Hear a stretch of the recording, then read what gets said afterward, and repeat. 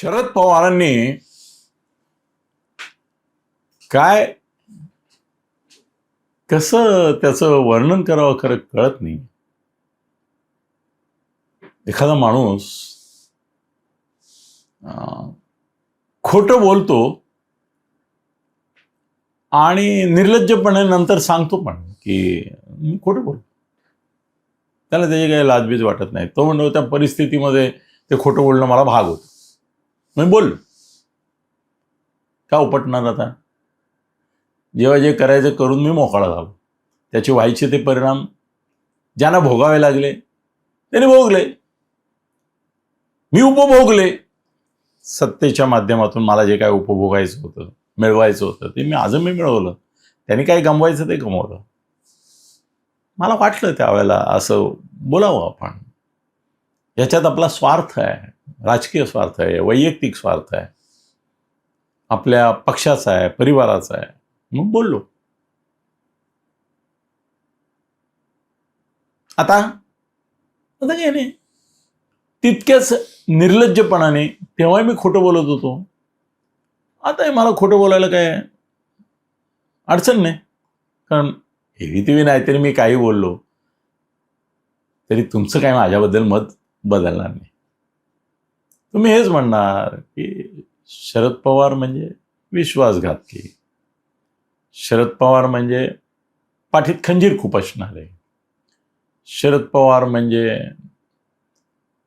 क्रिमिनलायझेशन of politics करणारे, शरद पवार म्हणजे भ्रष्टाचाराला उदार आश्रय देणारे, शरद पवार म्हणजे जातीयवाद पसरवणारे, शरद पवार म्हणजे ब्राह्मण द्वेष पसरवणारे, शरद पवार म्हणजे आपल्या सहकाऱ्यांचा वेळोवेळी आपल्या वैयक्तिक स्वार्थासाठी बळी देणारे. 1, 2, 3, 25, 50 अशा आरोपांची लाईन आहे. ते सगळं तुम्ही म्हणणारच आहात माझ्याबद्दल. आता तुम्ही माझ्याबद्दल ही मतं जी आहेत तुमची ती काय बदलणार नाही.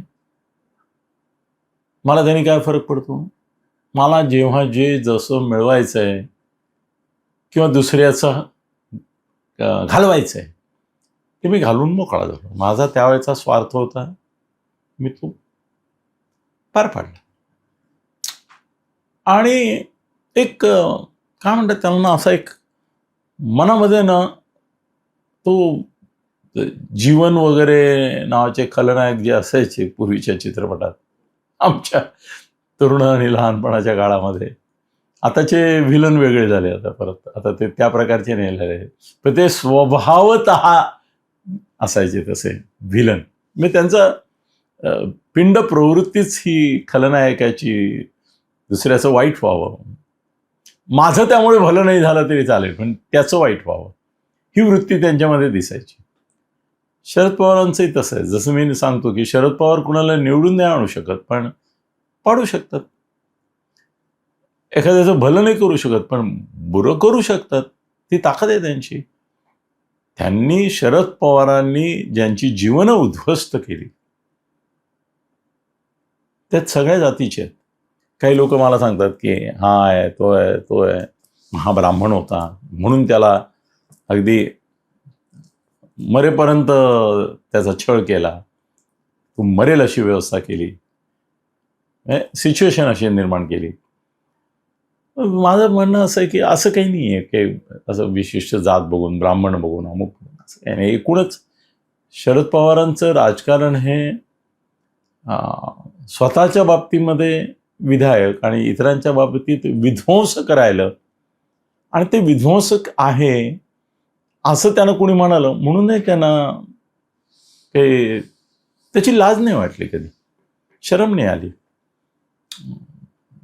असं लज्जाबिज्जा नाही वाटली. ठीक आहे, एक राजकारणामध्ये त्यांचं एक चांगलं वर्णन, मी शंकररावजी चव्हाणांच्या खूप जवळ होतो, त्यांनी एकदा एक शब्द असा वापरला होता. ते म्हणाले, ते निर्ढावलेले निर्लज्ज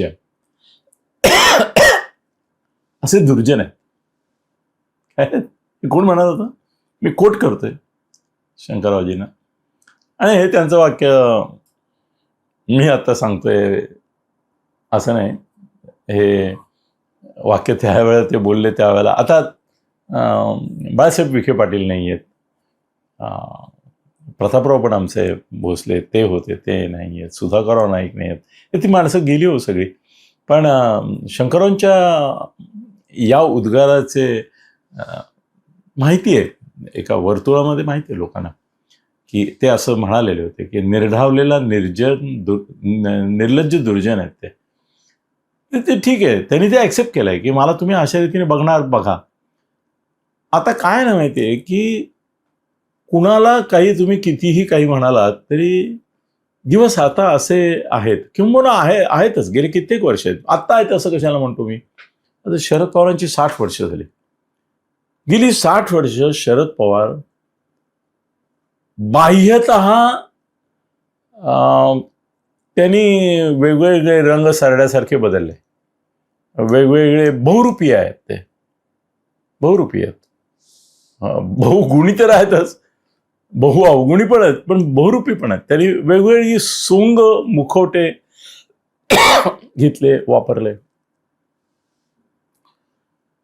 आता त्या सगळ्याची ज्या वेळेला लोक बेरीज वजाबाकी मांडायला बसतात, हिशोब मांडायला बसतात, तेव्हा महानायक ते खलनायक दोन्ही प्रकारचे त्यांच्या प्रतिमा लोकांसमोर मांडणारे त्यांचे चाहते किंवा विरोधक, समर्थक किंवा विरोधक असे आहेत, ते तसे मांडतात. आणि त्यांना कारण आहेत, हेही सिद्ध करू शकता तुम्ही की ते महानायक आहेत, आणि हेही सिद्ध करू शकता ते खलनायक आहेत. हे कौतुक आहे. शरद पवारांच्या संदर्भामध्ये तुम्ही लक्षात ठेवा की हे कौतुक नाही का त्यांचं, की तुम्ही हे 10 निकष लावा, नैतिकतेचे लावा, कायद्याचे लावा, तत्वसत्व यांचे लावा, संस्कृतीचे लावा, राजकीय परंपरा प्रथा, एक आदरणीय मानले गेलेल्या व्यक्तींच्या संदर्भातले पण काही दाखले, उल्लेख, त्यानंतर त्यांचे आदर्श. खुद यशवंतरावजी चव्हाणांपासून महाराष्ट्राच्या राजकारणाची परंपरा आहे. खुद्द यशवंतरावजींशी त्यांचं वर्तन, त्यांचेच दोस्त दुश्मन दोस्त, पक्षीय समीकरणं त्यांनी वेळोवेळी जशी मांडली, बदलली, अनुकूल केली, प्रतिकूल केली. या सगळ्या ह्याच्यामध्ये तुम्ही हे विधान लक्षात ठेवा की त्यांना तुम्ही खलनायक पण सिद्ध करू शकता, अगदी नीचतम पातळीचा खलनायक पण सिद्ध करू शकता. आणि लोक मान्य करतील की हो बाबा, हे 10 निकष तुम्ही जे सांगताय, या 10 निकषांवर इतका निर्लज्ज दुर्जन असा माणूस नाही झाला. फारच नीच पातळीवर जाऊन याने कामं केली. आणि एक 10 निकष असे पण दाखवता येतात की अरे हा तर नुसता मोठा नाही, महान माणूस आहे, महाराष्ट्रामध्ये एक वेगळं हे आहे. म्हणजे खलनायक आणि हे महानायक दोन्ही त्यांच्या बाबतीत सिद्ध होऊ शकतं. पण ते किती हलकटपणाने गोष्टी करतात याचं जे काही पुरावे आहेत, त्यातला एक पुरावा आतापर्यंत वारंवार आला, तो म्हणजे वसंतदादांच्या पाठीत त्यांनी खंजीर खूप असलं. म्हणजे आतमध्ये बोलून आले की तुमच्याच बाजूने, बाहेर येऊन सरकार पाडलं त्यांचं. तो खूप वेळा उल्लेख झाला. त्यांनी शिवसेना कशी संपवली, हो पुष्कळ आहेत. म्हणजे ते आज तो विषय नाही. मी आज सोनिया गांधींच्या संदर्भात त्यांनी जे आता काल विधान केलं त्याच्याबद्दल बोलणार आहे, म्हणून मी हे तुम्हाला पार्श्वभूमी म्हणून सांगितलं. पण त्यांनी खूप लोकांना संपवलं, खूप पक्षांना पण संपवलं महाराष्ट्रातल्या. काहींना जवळ घेऊन संपवलं, काहींना दूर ठेवून संपवलं, काहींना दुसऱ्यांच्या मार्फत संपवलं, काहींना स्वतः केलं. काही सुपाऱ्या पण त्यांनी देऊन दुसऱ्या पक्षांना, व्यक्तींना, राजकीय यांना पॉलिटिकली संपवलं. पण सोनिया गांधीच्या संदर्भात काल त्यांनी जे काय विधान केलं, ट्विट केलं आणि म्हणाले की माझ्या आयुष्यातली सर्वात मोठी चूक, मी सोनिया गांधी परदेशी आहेत म्हणून त्यांना पंतप्रधान व्हायला केलेला विरोध ही आहे, आणि काँग्रेसनी मला यावेळेला राज्यसभेवर पाठवलं, याचं श्रेय मी त्यांना देतो. आता खरं असं आहे की मुळामध्ये ते सोनिया गांधींचा विषय घेतो मी, कारण तो महत्त्वाचा आहे, मोठा आहे. आणि ते वाचल्यानंतर सोनिया गांधींच्या मनामध्ये काही चांगल्या भावना आल्या असतील असं नाही, वाईटच भावना आल्या असतील. किंवा नव्याने त्यांना एक आग जाणवली असेल, धग जाणवली असेल की या माणसाने माझं आयुष्य बर्बाद केलं. पण फडणवीसांनी जर पवार असतील तरच बिनविरोध निवडणूक होईल अशी जर भूमिका घेतली नसती तर शरद पवार राज्यसभेवर इतक्या सहजपणाने आणि बिनविरोध गेले असते का? नसते गेले. शरद पवार फडणवीसांना, मोदी शहांना हवे आहेत. ते काय कारणाने हवेत हा वेगळा मोठ्या व्हिडिओचा विषय आहे, पण त्यांना हवेत आणि म्हणून त्यांना तिथे आणलं आणि अशी सिच्युएशन निर्माण केली की त्याला देताय का तिकीट? तर बिनविरोध. तुम्ही केलं का उभं? मग आम्ही नक्की पाडणार. आणि असं फडणवीस पाडू शकतात हे माहिती होतं. त्यामुळे ॲक्च्युली असं आहे की काँग्रेसला श्रेय वगैरे काही नाही, फडणवीसांना श्रेय आहे. पण ठीक आहे, त्याला तो विषय बाजूला ठेवू. आता सोनिया गांधी, त्यावेळेच्या घटना, आता त्यावेळेला तर मी पत्रकारितेमध्ये खूप ॲक्टिव्ह होतो. त्यावेळेला खूप वेळा दिल्लीला पण जात होतो. 99च्या त्या सगळ्या ह्याच्यामध्ये त्यावेळेला आमचे प्रतापरावजी भोसले हेच महाराष्ट्र प्रदेश काँग्रेसचे अध्यक्ष होते आणि ते मला मुलगा मानत होते. म्हणजे असं सांगितलं तर तुम्हाला आश्चर्य वाटेल, पॉलिटिकल माझी रिलेशनशिप बिल्डअप करण्याची कॅपॅसिटी की त्यांच्याकडे 3 वर्ष, प्रतापराव भोसल्यांकडे 3 वर्ष शनिवार रविवार वगळता रोज दुपारी मी त्यांच्याबरोबर जेवायला असायचो. ऑलमोस्ट 365 पैकी मी तर म्हणेन की जवळजवळ 300 दिवस मी त्यांच्याबरोबर जेवायचो. हो, इतकी त्यांच्याशी माझी जवळीक होती. त्यामुळे त्या काळात हे घडलं ना. राष्ट्रवादी केव्हा बाहेर पडली? काँग्रेसमधून शरद पवार बाहेर केव्हा? 99ला पडले. त्यावेळेला अध्यक्ष कोण होते? प्रतापराव होते. त्यामुळे मला इनर स्टोरीज सगळ्या माहिती आहेत. शरद पवारांनी कसं सोनिया गांधींचा इश्यू घेतला आणि सोनिया गांधी या परदेशी आहेत आणि म्हणून त्यांनी पंतप्रधान पदासाठी हे होता कामा नये म्हणून त्या मुद्द्यावर मी बाहेर पडतोय. म्हणून ते बाहेर कसे पडले, नंतर परत सरकारांमध्ये गेले कसे, मंत्री कसे झाले, त्या सगळ्याचा आतला इतिहास मला माहिती आहे. कारण प्रतापरावांच्या घरातलाच मुलगा मी होतो त्यावेळेला. त्यामुळे त्यांची डिस्कशन ज्यांची व्हायची, मोठमोठ्या लोकांचे अध्यक्ष होते ते, ती सगळी मला ते सहभागी करून घ्यायचे. म्हणजे मी ऐकायचो तरी आणि मला माहिती असायची ती. तर सोनिया गांधींनाही माहिती आहे, लोकांनाही माहिती आहे, महाराष्ट्राच्या राजकारणातलं माहिती आहे की जर शरद पवारांनी त्यावेळेला परदेशी असण्याचा मुद्दा उपस्थित केला नसता आणि त्यामुळे त्यावेळेला राष्ट्रपती अब्दुल कलाम होते, मला वाटतं, नाव चुकलं तर क्षमा करा, पण बहुतेक तेच होते. त्यांनी सांगितलं की देशामध्ये असं वातावरण निर्माण झालेलं आहे की एका परदेशी स्त्रीला जर भारताची पंतप्रधान केली तर इथे दंगली उसळतील आणि विरोधी पक्ष याचा फायदा घेईल आणि काँग्रेस नष्ट होईल. तर तुम्ही या भानगडीत पडू नका. अदरवाईज सोनिया गांधींना पंतप्रधान करायचं हे अगदी फायनल झालं होतं, निश्चित झालं होतं. शरद पवार ह्या एका व्यक्तीने, आत्ता जसं रोहित पवार एका विशिष्ट पद्धतीने एक कॅम्पेन चालवून अजितदादांची लिगसी खतम करतोय, सुनेत्रा आणि यांच्याकडे आलेली, आणि त्यांना कोंडीत पकडतोय. म्हणजे तो म्हणतोय की यांनी होस्टेज धरलाय, पुणे तटकरे, भुजबळ, प्रफुल्ल आणि मुंडेंनी. प्रत्यक्षामध्ये त्यांची कोंडी केली आहे आणि तो वाट लावतोय त्यांची. ॲक्च्युली शरद पवारांनी त्यावेळेला नॅशनल लेवलवर हा कॅम्पेन केला आणि त्याला पाठिंबा अर्थात त्यावेळेला विरोधी पक्षात असलेल्या भारतीय जनता पक्षापासून सगळ्यांनी दिला.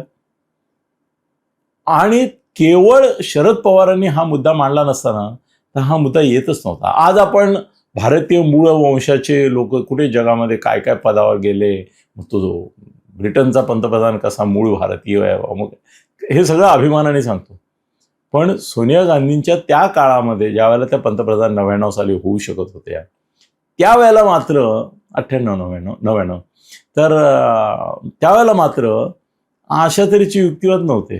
त्यावेळेला ती एक फॉरेनर स्त्री आहे, हा शरद पवारांचा मुद्दाच राष्ट्रीय मुद्दा झाला आणि तेवढ्याकरता त्यांना नाकारलं गेलं. जर सोनिया गांधी पंतप्रधान झाल्या असत्या तर काय झालं असतं? वेगवेगळे त्याच्याबाबत निष्कर्ष तुमचे असू शकतात, त्यात मला काही पडायचं कारण नाही. पण ही गोष्ट खरी आहे की जर शरद पवारांनी त्यावेळेला हा मुद्दा घेऊन पक्ष फोडला नसता, पक्ष फोडला त्याने केवळ या एका मुद्द्यावर, त्या परदेशी आहेत आणि त्यांना पंतप्रधान करायचं चाललेलं आहे आणि कायम ठेवला तो आत्तापर्यंत. मुळात मुद्दा कुठला होता? फक्त परदेशी याचा होता, दुसरा मुद्दाच नव्हता, हो की नाही? तरी इतकी वर्ष 99 पासून आतापर्यंत यांनी हा पक्ष शाबूत ठेवला. म्हणजे तो मुद्दा पुढे राहिला नाही, त्या झाल्या नाही वगैरे वगैरे सगळं तरी. पण मला असं वाटतं की सोनिया गांधींनी कधी त्या विसरू शकणार नाहीत की या माणसामुळे मला पंतप्रधान होता नाही आलं. इतिहासाला कलाटणी मिळाली असते, कदाचित काही वेगळ्या गोष्टी घडल्या असत्या. तर त्या प्रेडिक्ट करणं हा काय याचा आपला विषय नाही. त्याच्यावर बोलता येईल की त्या झाल्या असत्या तर काय झालं असतं वगैरे वगैरे, देशाच्या राजकारणाला काय वळण लागलं असतं, तो भाग वेगळा. पण सोनिया गांधींच्या संदर्भामध्ये त्यांचं राजकीय आयुष्य उद्ध्वस्त झालं असं नाही म्हणता येणार, कारण त्यांनी मनमोहन सिंगसारखा एक पपेट बसून कारभार चालवला. पण तरी देखील सोनिया गांधी या देशातल्या लोकांना कधी आपल्या वाटल्या नाहीत, त्या भारतीय वाटल्या नाहीत. ही फॅक्ट आहे आणि त्याचं श्रेय अपश्रेय काय जे असेल ते शरद पवारांना. शरद पवारांनी ती भावना इतकी पेटवली, भडकवली की सोनियाजींचं राजकीय जीवन डायरेक्ट स्वतःचं उद्ध्वस्त केलं त्यांनी आणि ते आजही उद्ध्वस्तच आहे. आता तर त्या वयस्कर झाल्या, थकल्या, जर्जर आहेत, त्यामुळे त्या काही आता पिक्चरमध्ये नाही आहेत. पण अजूनही राहुल हायब्रिड आहे हे नॅरेटिव्ह भाजपवाल्यांना उपयोगी पडतच नाही. आणि ते त्याचे जनक कोण आहेत? शरद पवार आहेत. त्यांनी मानभावीपणे असं म्हणणं की माझी आयुष्यातली चूक आहे. पण शरद पवारांना दुसरी एक गोष्ट आहे की चला ही चूक आहे, आता तुम्हाला रिअलाइज झालं इतक्या वर्षांनी. 99 साली केलेली चूक इतकी वर्ष लागली तुम्हाला रिअलाइज व्हायला. ती राज्यसभेचं निवडणूक बिनविरोध निवडून आल्यावर काँग्रेसला श्रेय देताना ही माफी मागताय तुम्ही. एवढ्या वर्षात नाही कधी मनात आलं तुमच्या? तेव्हा नाही बोलावं सर, याआधी एवढ्या निवडणुका झाल्या त्यावेळेला नाही बोललात कधी. हलकटपणाची परिसीमा आहे ती. आत्ता ते बोलले याचंही परत समीकरण असं आहे की त्यांच्यावर जे आरोप झालेले आहेत की ते भारतीय जनता पक्षाबरोबर जातील, निवडून बिनविरोध येतील, काँग्रेसच्या मदतीने येतील, म्हणजे सगळ्यांच्या पाठिंब्याने येतील. महाआघाडीचा पाठिंबा तेच आहेत ना, महाआघाडीचेच उमेदवार होते. तर ते त्यांना आता सावट दूर करायचं की मी कुठेतरी दगाबाजी करीन, परत विश्वासघात करीन, जो माझा स्वभाव आहे असं तुम्ही समजता, मी राहीन तुमच्याबरोबर. हे एन्श्युअर करण्याकरता मुद्दा कुठला? तर हाच मुद्दा की मी सोनियांबद्दल निष्ठा दाखवली, प्रेम दाखवलं, पश्चाताप दाखवला, म्हणजे मी काही आता भाजपबरोबर जात नाही हे मी सिद्ध केलं. ते सिद्ध करण्याकरता ते बोललेत. अरे काय सोनियांबद्दल त्यांना खरंच पश्चाताप झाला म्हणून बोललेत असं खरंच वाटतं तुम्हाला? मला नाही वाटत. मला असं वाटतं की त्यांना त्यांच्यावर जो संशय आहे आता विरोधी पक्षांचा, सगळ्या इंडिया आघाडीतल्या लोकांचा, इव्हन गांधी घराण्याचं पण केलं त्यांनी. आणि फडणवीसांनी ते बरोबर ट्रॅप असा केला की ते येतील. आता फडणवीसांनी का केलं त्याचं वेगळी कारण आहे, तो आजचा विषय नाही आपला. पण सोनिया गांधींपासून सगळ्या विरोधी पक्षांना आता मी तुमच्याबरोबर आहे हे दाखवण्यासाठी त्यांनी हा सोनियांची माफी मागण्याचा हा एक गेम केला. हाही तेवढंच स्वार्थासाठी केलं. ह्याच्या मागे त्यांचे काय सोनियाजींबद्दल त्यांना वाईट वाटलं, तिचं पंतप्रधानपद आपण घालवलं, राजकीय जीवन उद्ध्वस्त केलं, तिला परदेशी ठरवलं, कायमची बदनाम केली, या देशात तिला कधी भारतीय हूज दिलं नाही, ही सगळी आपली पापं त्यांनाच आता जी वाटत आहेत त्यांच्याच मते. त्याचं हे काही पश्चात्तापही नाही, प्रायश्चित्तही नाही. एक ट्विट करून काही प्रायश्चित्त होत नाही. आणि पश्चात्ताप हा प्रकार तर शरद पवारांकडे नाहीच आहे. जो माणूस बॉम्बस्फोटाबाबत खेळ करतो त्याचं समर्थन कशाचंही तो करतो. इतके दिवस त्यांनी परदेशी असल्यामुळे याचंही समर्थन केलं. परदेशी नेतृत्व असून त्यांच्या नेतृत्वाखाली असलेल्या सरकारमध्ये जाण्याचंही समर्थन केलं. ते कशाचंही समर्थन करू शकतात. आत्ता त्यांना फक्त दाखवून द्यायचं आहे की मी काय भाजपबरोबर जात नाही आणि मी इंडिया आघाडीत राहणार आणि महाराष्ट्रामध्येही महायुतीबरोबर मी जात नाही, माझी माणसं जात नाहीत, हे सांगितलं. आणि त्याचा दुसरा एक भाग असा आहे की आत्ता एक जे वातावरणामध्ये काही बदल होत आहेत त्याच्यामध्ये शरद पवारांना बहुतेक असं वाटलं असावं, जे निराधार आहे असं मी म्हणणार नाही, की 2029 पर्यंत कदाचित परिस्थिती अशी निर्माण होईल की आत्ता जे आपण भाजपला सत्तेचं वरदान 5-25 वर्षाकरता अजून मिळालं आहे वगैरे वगैरे म्हणतोय, तर ती स्थिती बदलेल. आंतरराष्ट्रीय राष्ट्रीय अशा काही घटना दुर्घटना अपेक्षित आहेत की त्या परिस्थितीमध्ये राहुल गांधी मोदींसमोर आव्हान म्हणून उभा राहील आणि कदाचित सत्तांतर देखील होऊ शकेल. त्यावेळेला शरद पवार जिथे असतील, जसे असतील त्या ह्याच्यामध्ये त्यांना त्या व्यवस्थेमध्ये आपल्या माणसांना ॲडजस्ट करण्यासाठी सुद्धा आत्ता स्वतःवर सोनिया गांधींचा शिक्का मारून घेणं आवश्यक वाटलं असेल. माझं निरीक्षण आहे. आणि मी खूप वाचतो, खूप लोक काय बोलत आहेत ते बघतो. मी जवळजवळ 3-1 तास रात्री निर्णय लोक एखाद्या विषयावर काय बोलतात यूट्यूबवर वगैरे ते चेक करतो. तर त्याच्यातून आणि शरद पवारांना मी जवळून ओळखतो. मी आणि रामकृष्ण मोरे त्यांच्याबरोबर होतो आणि प्रदीर्घ काळ त्यांच्या संदर्भात मी अभ्यास करत आलेलो आहे. त्यामुळे मला असं वाटतं की सोनिया गांधींचं संदर्भात त्यांचं हे ट्विट हे काय पश्चात्ताप किंवा प्रायश्चित्त स्वरूपाचं नाही आहे, तर आपल्याबद्दलचा संशय दूर करण्याकरता आणि आपण आघाडीबरोबर राहू, आपण इंडियाबरोबर राहू हे साबित करून प्रस्थापित करून उद्याच्या व्यवस्थेत आपल्या माणसांचं स्थान निश्चित करण्याकरता त्यांनी हा डाव टाकलाय. आणि महाराष्ट्रामध्ये अजितदादांची राष्ट्रवादी गिळंकृत करण्याचं जे त्यांचं प्लॅनिंग आहे आणि रोहितच्या माध्यमातून ते पुढे नेत आहेत आणि दुर्दैवाने सुनेत्रा देवी त्याचा प्रतिकार करण्यात कमी पडणारच होत्या, पडतायत. त्यामुळे राष्ट्रवादी गिळंकृत करणं अजितदादांची हे त्यांचं एक उद्दिष्ट आहे. आणि ते करत असताना ज्यांना भाजपत जायचं आहे त्याने जावं, बाकीच्याने आपल्याबरोबर यावं आणि खरी राष्ट्रवादी आपलीच राहावी आणि ती आघाडीबरोबर आणि इंडियाबरोबर राहावी, अशा तऱ्हेची जी एक नॅरेटिव्ह सेट करायचा आहे त्याचा भाग म्हणून त्यांनी यावेळेला सोनियांबद्दल एक पापाची, गुन्ह्याची, अपराधाची कबुली देण्याची भूमिका घेतली असं मला वाटतं. धन्यवाद.